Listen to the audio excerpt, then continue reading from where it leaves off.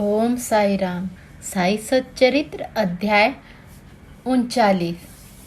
बाबा का संस्कृत ज्ञान। गीता के एक श्लोक की बाबा द्वारा टीका। समाधि मंदिर का निर्माण। इस अध्याय में बाबा के गीता के एक श्लोक का अर्थ समझाया है। कुछ लोगों की ऐसी धारणा थी कि बाबा को संस्कृत भाषा का ज्ञान न था और नाना साहिब भी उनके प्रति ऐसी ही धारणा थी। इसका खंडन हेमान पंथ के मूल मराठी ग्रंथ के 5वें अध्याय में किया गया है। दोनों अध्यायों का विषय एक सा होने के कारण वे यहाँ सम्मिलित रूप से दिए जाते हैं। प्रस्तावना। शिरडी के सौभाग्य का वर्णन कौन कर सकता है। श्री द्वारका माई भी धन्य है जहाँ श्री साई ने आकर निवास किया और वह वहीं समाधिस्थ हुए। शिरडी के नर नारी भी धन्य हैं जिन्हें साई ने पधार कर अनुग्रहित किया और जिनके प्रेमवश ही वे दूर से चलकर वहां आए। शिरडी तो पहले एक छोटा सा ग्राम था, परंतु श्री साई के संपर्क से विशेष महत्व पाकर वह एक तीर्थ क्षेत्र में परिणित हो गया। शिरडी की नारियां भी परम भाग्यशालिनी हैं जिनका उन पर असीम और अगिन विश्वास प्रशंसा के परे है। आठों पहर काम काज करते, पीसते, अनाज निकालते, गृह कार्य करते हुए भी उनकी कीर्ति का गुणगान किए करती थी। उनके प्रेम की उपमा ही क्या हो सकती है। वे अत्यंत मधुर गायन करती थी जिसके गायकों और श्रोतागण के मन को परम शांति मिलती थी। बाबा द्वारा टीका। किसी को स्वप्न में ज्ञात न था कि बाबा संस्कृत के ज्ञाता है। एक दिन नाना साहेब चांदोलकर को गीता के एक श्लोक का अर्थ समझाकर उन्होंने लोगों को विस्मस में डाल दिया। इसका संक्षिप्त वर्णन सेवानिवृत्त मामलादार श्री वीबी देव ने मराठी साई लीला पत्रिका के भाग 4 में छपाया है। इसका संक्षिप्त विवरण Sai Baba character and saying पुस्तक के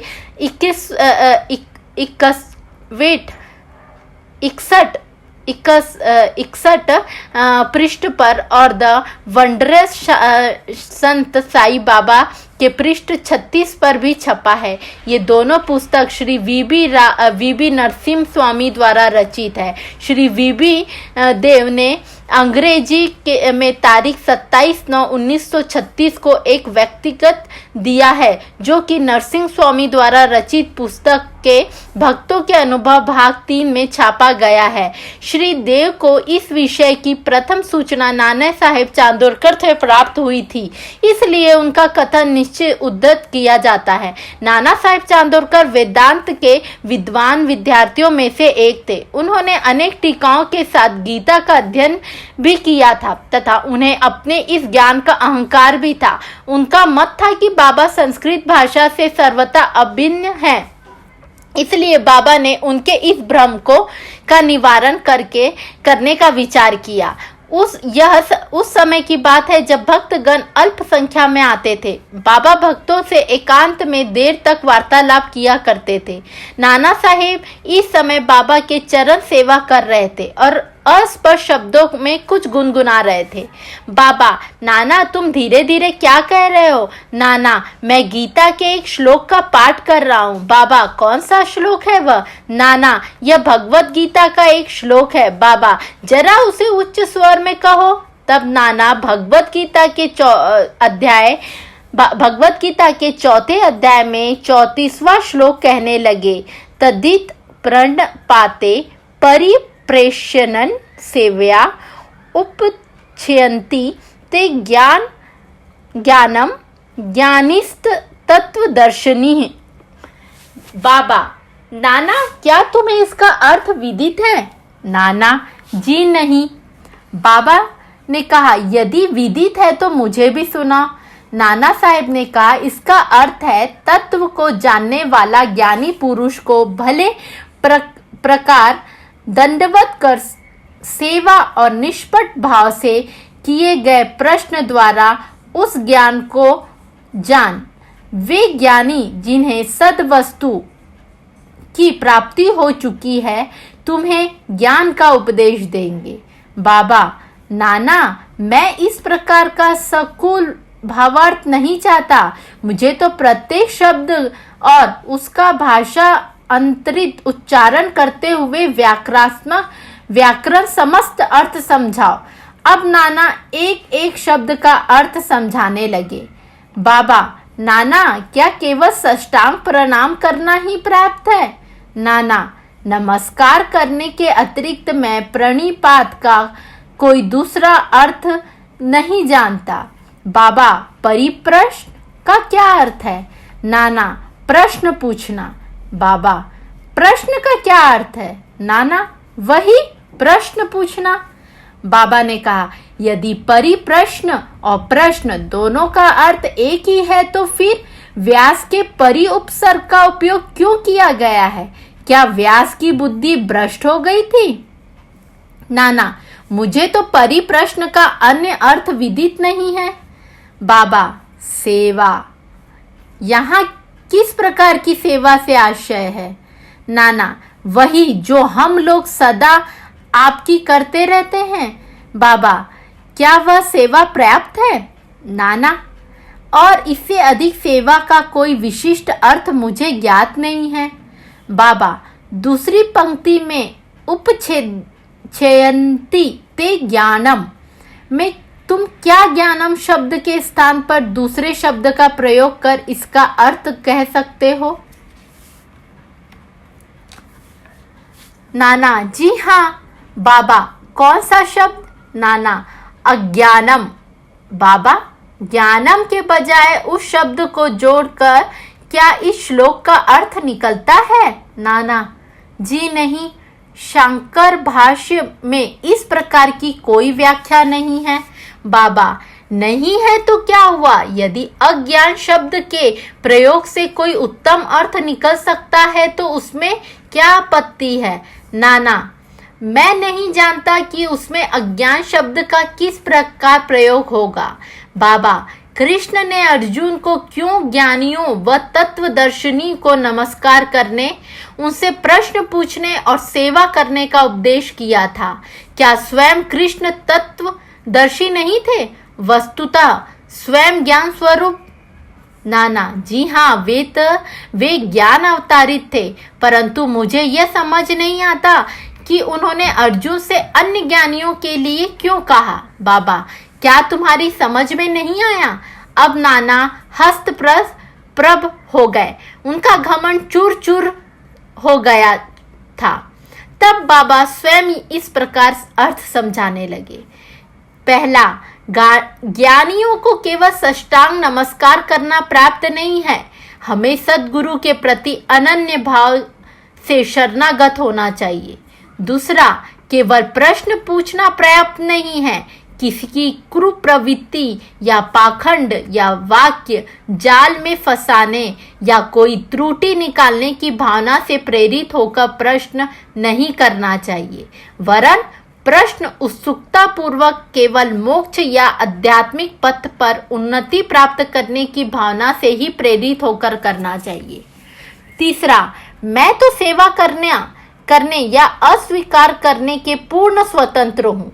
जो ऐसी भावना से कार्य करता है वह सेवा नहीं कही जा सकती। उसे अनुभव करना चाहिए कि मुझे अपने शरीर पर कोई अधिकार नहीं है, इस शरीर पर गुरु का ही अधिकार है और केवल उसी की सेवा के निमित्त ही वह विद्यमान है। इस प्रकार के आचरण करने से तुम्हें सद्गुरु द्वारा ज्ञान की प्राप्ति हो जाएगी। जैसे कि पूर्व श्लोक में बताया गया है, नाना को यह समझ नहीं आ सका कि गुरु किस प्रकार अज्ञान की शिक्षा देते हैं। बाबा, ज्ञान का उपदेश कैसा है? अर्थात भविष्य में प्राप्त होने वाली आत्मानुभूति की शिक्षा। अज्ञान का नाश करना ज्ञान है। गीता के श्लोक 1866 में ज्ञानेश्वरी भाष्य में ओवी 1:13-9-6 में इस प्रकार वर्णन है, हे अर्जुन, यदि तुम्हारी निद्रा और स्वप्न भंग हो तब तुम स्वयं हो। वह इस प्रकार है। गीता के अध्याय 5 और 16 के आगे टीका में लिखा है, क्या ज्ञान में अज्ञान नष्ट करने के अतिरिक्त कोई और भेद भी है? अंधकार नष्ट करने का अर्थ प्रकाश है। जब हम दैत्य को नष्ट करने की चर्चा करते हैं तो हम अदैत्य की बात करते हैं। जब हम अंधकार नष्ट करने की बात करते हैं तो उसका अर्थ है कि प्रकाश की बात करते हैं। यदि हम अदैत्य की स्थिति का अनुभव करना चाहते हैं तो हमें दैत्य की भावनाएं नष्ट करनी चाहिए। यही अदैत्य स्थिति प्राप्त होने का लक्षण है। दैत्य की रहकर अदैत्य की चर्चा कौन कर सकता है? जब तक वैसी स्थिति प्राप्त ना हो तब तक क्या उसका कोई अनुभव कर सकता है? शिष्य श्री गुरुदेव के समान ही ज्ञान की मूर्ति है। उन दोनों में केवल अवस्था, उच्च अनुभूति, अद्भुत, अलौकिक, सत्य, अद्वितीय, योग्यता और ऐश्वर्य योग में भिन्नता होती है। सद्गुरु निगुण आकार सच्चिदानंद है। वस्तुतः वे केवल मनुष्य जाति और विश्व के कल्याण के निमित्त स्वेच्छापूर्वक मानव शरीर धारण करते हैं, परंतु नर देह धारण करने पर उनकी सत्ता का अनंतता में कोई बाधा उपस्थित नहीं होती। उनकी आत्मोपलब्धि, लाभ, दैविक शक्ति और ज्ञान सदा एक से रहते हैं। शिष्य का भी तो यथार्थ में वही स्वरूप है, परंतु अनगिनत जन्मों के कारण उसे अज्ञान उत्पन्न हो जाता है और उसी के वशीभूत होकर उसे भ्रम हो जाता है तथा वह शुद्ध चैतन्य स्वरूप की विस्मृति हो जाती है। गीता अध्याय 5 देखो। अज्ञानावृत्ति ज्ञानम तेहि मुरुहाति जवन्तः। जैसा कि वहां बतलाया गया है, उसे भ्रम हो जाता है कि मैं जीव हूँ, एक प्राणी हूँ, दुर्लभ हूँ और असहाय हूँ। गुरु इस अज्ञानी रूपी जड़ को काट कर फेंक देता है और इसलिए उसे उपदेश करना पड़ता है। ऐसे शिष्य को जो जन्मांतर से यह धारणा करता आया है कि मैं तो जीव हूँ, दुर्लभ हूँ और असहाय हूँ, गुरु सैकड़ों जन्म तक ऐसी शिक्षा देते हैं कि तुम ही ईश्वर हो, सर्वशक्तिमान हो और समर्थ हो। तब कहीं जाकर उसे किंचित मात्र भास होता है कि यथार्थ में मैं ही ईश्वर हूँ। सतत भ्रम में रहने के कारण उसे ऐसा भास होता है कि मैं शरीर हूँ, एक जीव हूँ तथा ईश्वर, और यह विश्व मुझ पर एक भिन्न वस्तु है। यह तो केवल एक भ्रम मात्र है जो अनेक जन्म धारण करने के कारण उत्पन्न होता है। कर्मानुसार प्रत्येक प्राणी को सुख दुख की प्राप्ति होती है। इस भ्रम, इस त्रुटि और इस अज्ञान की जड़ को नष्ट करने के लिए हमें स्वयं अपने से प्रश्न करना चाहिए कि हमें स्वयं अपने से प्रश्न करना चाहिए कि यह अज्ञान कैसे पैदा हो सकता है, वह अज्ञान कहाँ है, और इस त्रुटि का दिग्दर्शन कराने को ही उपदेश कहते हैं। अज्ञान के नीचे लिखे गए उदाहरण। मैं एक जीव हूँ। दूसरा, शरीर ही आत्मा है। तीसरा, ईश्वर, विश्व और जीव भिन्न भिन्न तत्व है। चौथा, मैं ईश्वर नहीं हूँ। पांचवा, शरीर आत्मा नहीं है, इसका बोध न होना। छठवा, इसका ज्ञान न होना कि ईश्वर, विश्व और जीव एक ही है।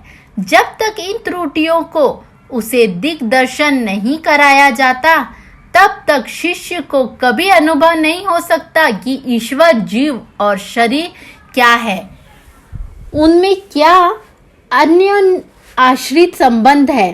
तथा वे परस्पर भिन्न है या अभिन्न है अथवा एक ही है। इस प्रकार की शिक्षा देना और भ्रम को दूर करना ही अज्ञान का ज्ञानोपदेश कहलाता है। अब प्रश्न यह है कि जीव जो स्वयं ज्ञान मूर्ति है उसे ज्ञान की क्या आवश्यकता है? उपदेश का हेतु तो केवल त्रुटि को उसकी दृष्टि में लाकर अज्ञान को नष्ट करना है। बाबा ने आगे कहा कि पहला, प्रणिपात का अर्थ है शरणागति। दूसरा, शरणागत होना चाहिए तन मन धन से अर्थात अनन्य भाव से।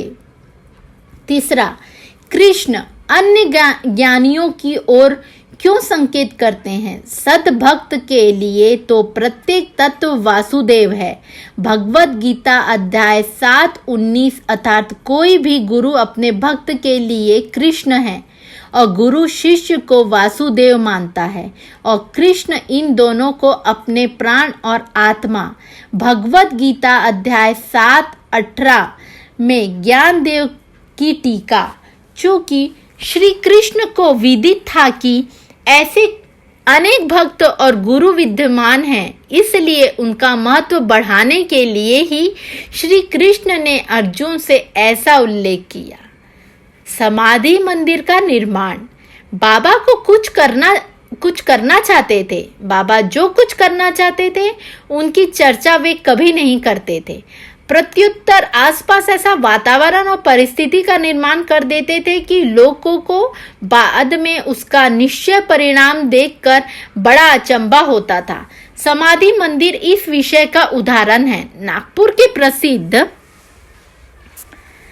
लक्षापति श्रीमान बापू साहेब बूटी सकुटुंब शिरडी में रहते थे। एक बार उन्हें विचार आया कि शिरडी में स्वयं का एक वाड़ा होना चाहिए। कुछ समय के पश्चात जब वे दीक्षित वाड़ा में निंद्रा ले रहे थे तो उन्हें